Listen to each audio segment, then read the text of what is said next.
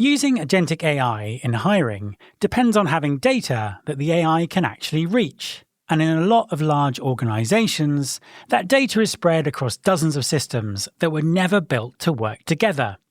Getting ready for AI means fixing that first. What does that take, and how does it change the tech strategy? Keep listening to find out.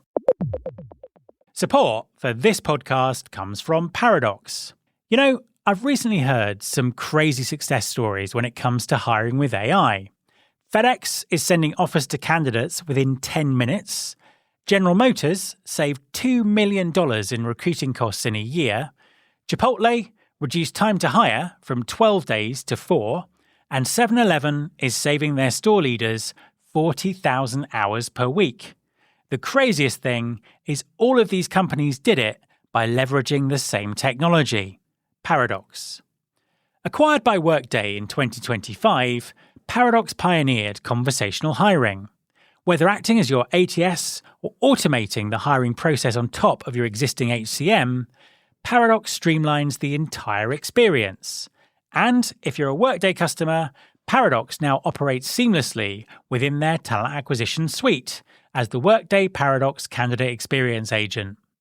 Driven by a 24/7 AI assistant, Paradox can handle up to 95% of the hiring process for deskless hiring teams, or just automate specific, time-consuming tasks like screening, interview scheduling, and onboarding to allow recruiters to focus on recruiting. Paradox continues to help hundreds of the world's top employers simplify hiring and save money, while creating great candidate experiences. Spend more time with people, not software. You can find out more by going to paradox.ai. That's paradox.ai.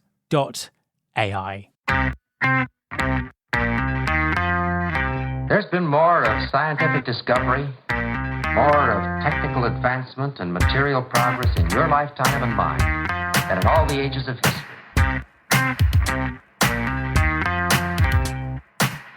Hi there, welcome to episode 809 of Recruiting Future with me, Matt Alder. Agentic AI is only as effective as the data it can reach, and getting that data foundation right isn't easy.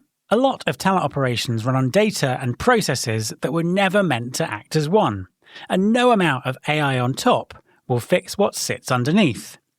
Some organisations are now rethinking their tech strategy around that very problem. So, what does getting AI ready actually involve? And what does it change about the decisions that you make? My guest this week is Leah Manafova, who leads talent technology strategy at Sanofi, a global pharmaceutical company hiring at scale across more than 70 countries. In our conversation, Leah explains why the data foundation has to come first, what an anchor product strategy looks like in practice, and what she's learned about making the technology stick. Hi Leah, and welcome to the podcast. It's an absolute pleasure to have you on the show. Please could you introduce yourself and tell everyone what you do? Absolutely. So my name is Leah Manafova. I'm based in Barcelona, and I'm with Sanofi, which is a French pharmaceutical company, leading the talent technology strategy. So our organization is sort of a bridge between the business and the digital world when it comes to consultative support with making decisions on technology investments, how to simplify our infrastructure, and how to be more future prepared. Yeah, that's a really interesting role. There aren't many companies that have that role, are there? How long have you been doing it, and how did you get into it? The organization is quite new at Sanofi. I think we've been established for about a year and a half, and the way the decision came about is because the technology infrastructure changes so much. There's so much on the market that's available. You don't know what's a hype. You don't know what's actually there to, stick around and how to make these decisions. And sometimes in the digital world, the business context is missing. And in the business world, there's not that much interest on how things are made. There's just business outputs, which is how it should be. And so this kind of came around for us when we started thinking about how to make our AI investments, how to actually prepare for the future, how to move 2 steps ahead while at the same time staying grounded in what we need to fix and standardize and keep maintaining. So it was sort of a natural decision for us. That makes a huge amount of sense, particularly with the way that technology is at the moment. Give us a little bit more context on the company in terms of how many people you hire and the biggest talent challenges that you currently have. Absolutely. So we're about 80,000 people globally in over 70 countries. We hire around 20, so we have around 20K requisitions per year, so 20,000. So you can imagine how many candidates that translates to and how many screenings and interviews that we have to do per year. We also, as an organization, we are historically a company of mergers and acquisitions. And so there used to be a lot of centralization in sort of in the local markets or in geographies or in business units in terms of how things were done. And that includes talent acquisition, talent management, talent development. And about 3 years ago, we started on our transformation journey in a talent space where we wanted to make sure that we globalize and centralized our operations. We used to be very RPO reliant as well. So we wanted to bring our recruitment in-house and take a better advantage, let's say, of our hubs, because we did have natural organic hubs, but they weren't used as much as they should have been. And so that kind of led us on a journey of talent transformation. We called it a talent operating model, and which we're sort of coming out of now, going into another transformation. Transformations become like an average Tuesday these days. And now focusing on similar centralization and globalization, but now focused on technology and making sure that our technology reflects the simplicity of the processes that we were aiming for. What's it like to be constantly going through transformation? How do you make sure the transformations are effective and that change really happens? Yeah, I spoke with people from other organizations, and it seems like that's the case for everyone these days. So Sanofi is not unique in that sense that transformations are becoming normal occurrence, but I would suspect that's probably due to the fact that things are moving so quickly these days and changing so quickly. I mean, you speak with someone 5 years ago, they would probably tell you a little bit about machine learning and skills, but nobody was talking about AI.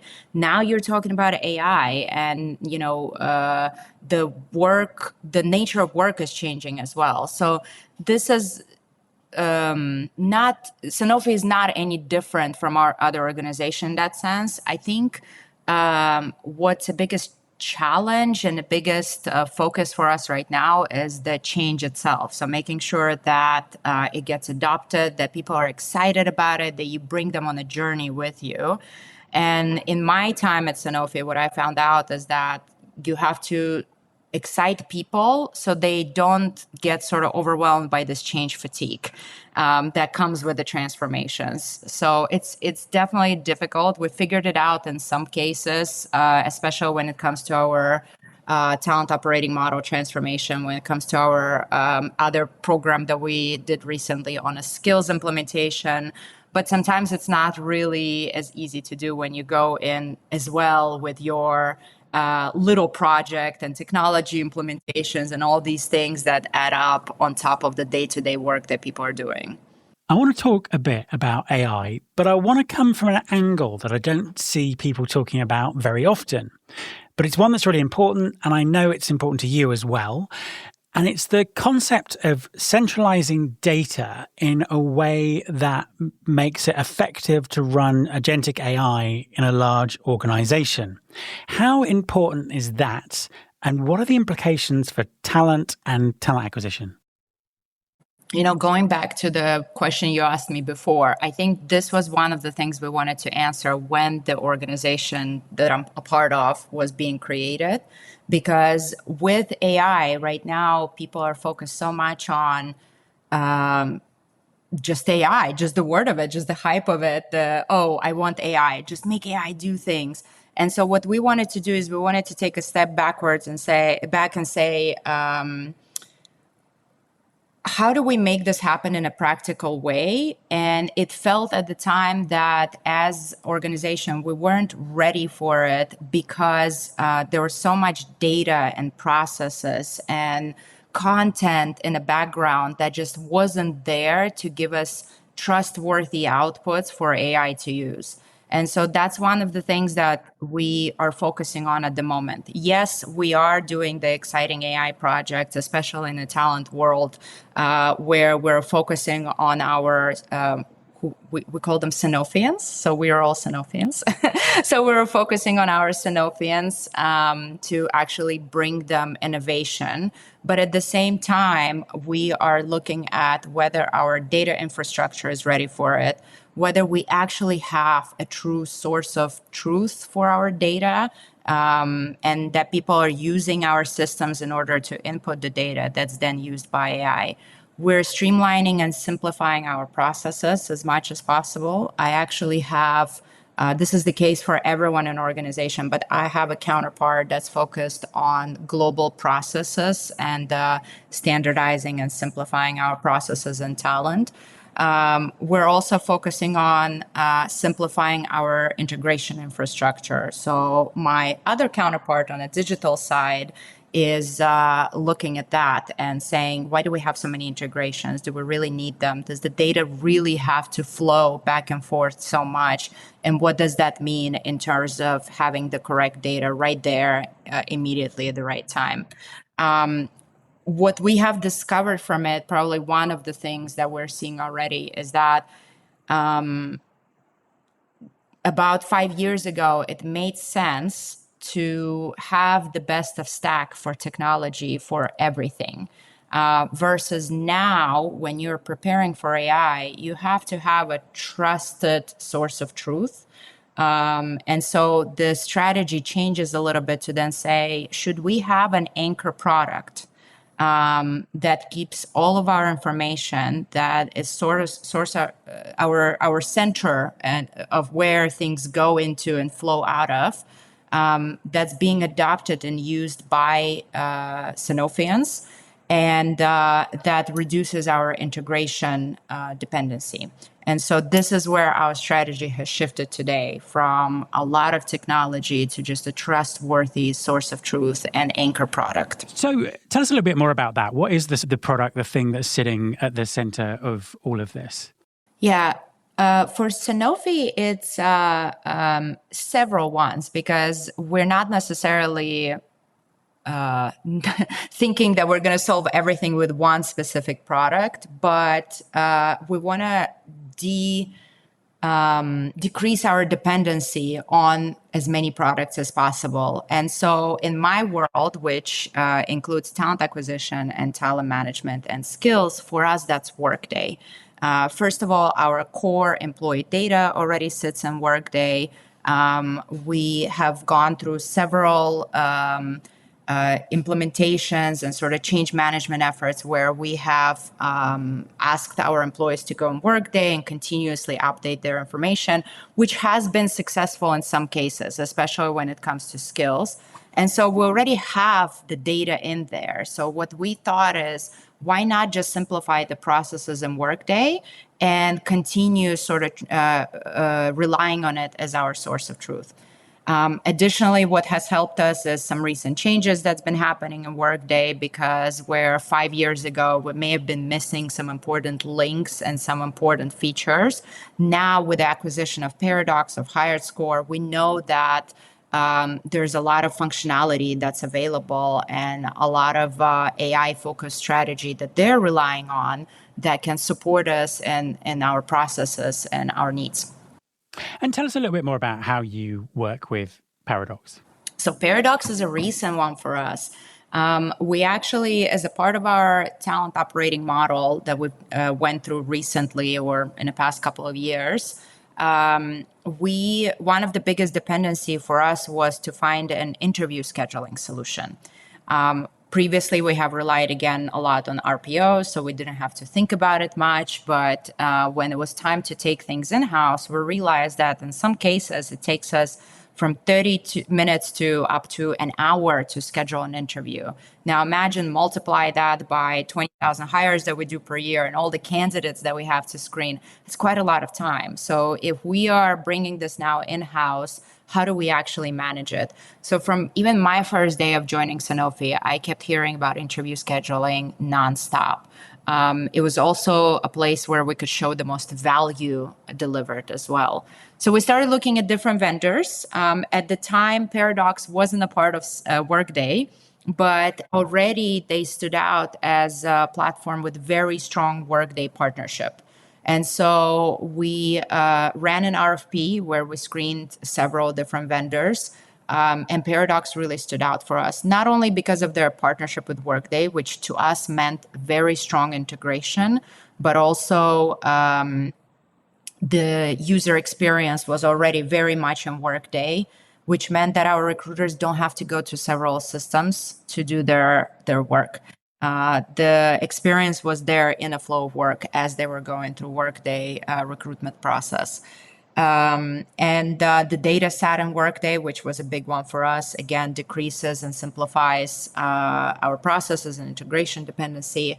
And the user experience with Olivia was a very nice one. We don't call our interview scheduling AI Olivia. We call it Sanofi Assist.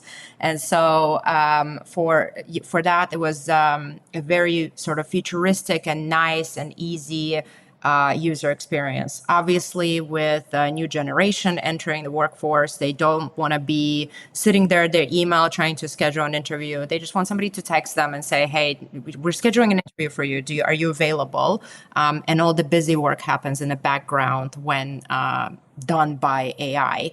And so that one was a big one for us. We started our implementation journey, and literally like a month later, it was announced that it's now a Workday company, which to us was a bet that we took, and it worked out in our favor. So we're now further down in our implementation journey, and I can talk a little bit about that as well. Yeah, please do. And I suppose also reflecting back on what you were talking about earlier in terms of sort of the change management around transformation. Tell us about the implementation, but also the adoption and the change management and everything that's come around it. In terms of implementation, we specifically chose a pilot to start with, and that was for a reason. We wanted to make sure that it gets adopted from the start. And so when we thought about what could be our pilot, we decided to focus on our hubs. Hubs are where our talent services and talent support, including interview scheduling function sits. And so if that's the case, then why not start with the people who we're going to be bringing in to use Sanofi Assist or Paradox product from the start to then, brag about how amazing their experience was, and then be able to start hiring the candidates and sort of promote the product itself in the office. We also noticed that, and that wasn't necessarily on purpose, but a lot of people who were coming in as a part of this function used Paradox in their previous company. So what we did from the start is we asked them to join our core project team and share their experience and help us shape how Paradox is going to be set up for us. They brought in a lot of great ideas. They challenged us as well in things where maybe we were promoting a little bit too much automation, where we weren't ready enough for it.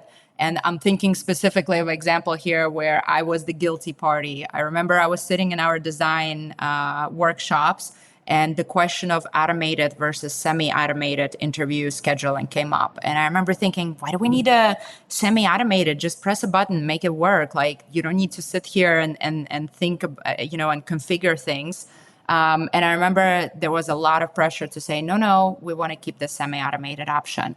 in the future, now looking back on it, in the future that helped us with adoption, because people did have that option to then go and say, no, maybe I need an additional round of interview, or I need to invite someone else to interview who wasn't supposed to be a part of it originally. And so while a lot of people have been using automated option, having this semi-automated has helped us with adoption as well. We went live with hubs at the start of the year. The adoption has been incredible. In one of our hubs in Hyderabad in India, the adoption has been 93% in the first 3 months alone. One of the numbers that I had to triple check before I said it to anyone, but that's true, is our interview scheduling went from 34 minutes down to 8 seconds for automated scheduling, which is a very easy return on investment to show. Like, it's a very, the platform does the job for me. And so what we did right after we were done with hypercare, which we ran for 6 weeks, is we went with global implementations. So we're now just getting ready to go live globally. What we have done in the meantime as well is we have worked with our pilot population to say, okay, what couldn't we do for go live? What couldn't we squeeze in? Let's continue improving the product, and let's continue enhancing it in partnership with Paradox to actually get us to the point where, where you think it's perfect and it works for you. We're now going to go through the same exact cycle globally. Obviously, when you do the global rollout, there's way more wishes and there's way more requirements that come in. Languages start playing a big role. And so we're going live soon with a product that we think meets our needs. And then we're going to continue enhancing it in this partnership with Paradox. So that's sort of the short term that's happening this year, but we also have long-term plans as well. Cool. And can you tell us a bit more about your long-term plans? I was hoping you would ask. And so long-term, Paradox plays very much into our strategy that we have with Workday being our anchor product, right? So when we looked at Workday on its own, like I said, maybe there's some functionality that really Workday didn't have, wasn't really even planning to develop. Now you have Paradox, now you have HiredScore, which are additional functionalities available and products that are available in Workday ecosystem. So when we are comparing ourselves in terms of our needs, either current needs or future needs, we no longer have to just say, well, Workday doesn't really play in this space, so let's go and look at someone else. We are now looking at what else can Paradox do. The AI assistant on a career side potentially, or their assessment, or potentially just recently I had a conversation with someone who was telling me that wouldn't it be nice if there was like a CRM that was specifically for frontline workers or blue collar contingent workforce? And I was like, wait, hold on, let me see what's available. And so all these things, they have expanded our options. So I don't necessarily know where our partnership with Paradox is going to lead us, but it's really good that there is these options available that we can review now without leaving the Workday ecosystem to go and look at somewhere else, and to then have to think about integrations and the data and the adoption and all that comes with it. You mentioned sort of ROI there, and it's kind of a really obvious saving in terms of time. What else do you look for in technology products in terms of results that can be translated into ROI and business value that people kind of outside of the talent function would understand? Specifically, the one that I found very relevant in Sanofi space is I've noticed that our recruitment people, and I think that's a general idea maybe about all the people who deal with recruitment, but they're very practical and very sort of, very, very practical in the way they do their recruitment. I need to go through certain steps. The less you're going to make me go through any administration steps, the better I can be as a recruiter to focus on being an advisor to the candidates and to actually create a great candidate journey. So what I've noticed in the TA space for us is that when we implement a platform where somebody has to exit their system and then go and log into a different system to do their work, the adoption drops. And so while Paradox provides an opportunity to exit and go to Paradox to review maybe some of the analytics, to be able to provide a bit more flexibility to recruiters, in a day-to-day work, you really don't have to do that. And so that helped us with adoption a lot, versus if I'm comparing it against something that we maybe implemented where you do have to go to a different platform, especially if it's not a required step. Like, it will help you, but it's not a required step. The adoption just drops. So this being able to work within Workday for everything end to end really helped us with adoption of the platform. Just a final question about the future. So we're already seeing AI doing really interesting things and driving a lot of change in talent. What do you think the future's going to look like? I mean, if we had this conversation again in 2 years' time, what would we be talking about? User experience. I think I remember it was like 2 years ago or maybe a year ago when I went to Workday Rising, and they had a phrase, there's always this like hype phrase in the market. And the phrase that they were using was future of UI is no UI. And so I think that's become more and more relevant these days, to where the technology kind of comes to me versus me having to go and log in and do something in it. And it meets me at my day-to-day workflow. So it could be my teams. It could be maybe it's becoming more and more popular in organizations to build their own internal AI agents. So maybe it's an agent who's approaching me proactively, sort of like my digital twin, meeting me in a workflow. And I think in 2 years, it's going to be more and more relevant, because the risk that we're running is that unless we go that path, we're going to end up in the same world that we are today with too many technologies, but now it's going to be too many agents. And so being able to sort of bring ourselves to, okay, what's our agent source of truth? Surface the information for me there, knowing whether I need this information as a recruiter, as a manager, as an employee, maybe a candidate, and all the magic of the processes and the flows happens in the background, and I don't even care whether I'm working with Workday system right now or Paradox or anything else. I just know that I'm interacting with my digital twin and it's doing what I need and supporting me. Yeah, I completely agree with you. It's like one agent to rule them all, because this has to be simple for the adoption and for it to work. Leah, thank you very much for talking to me. Matt, this was a pleasure. Thank you so much for inviting me. It was a really nice chat. My thanks to Leah. You can follow this podcast on Apple Podcasts, on Spotify, or wherever you listen to your podcasts. You can search all the past episodes at recruitingfuture.com. On that site, you can also subscribe to our weekly newsletter, Recruiting Future Feast, and get the inside track on everything that's coming up on the show. Thanks very much for listening. I'll be back next time, and I hope you'll join me.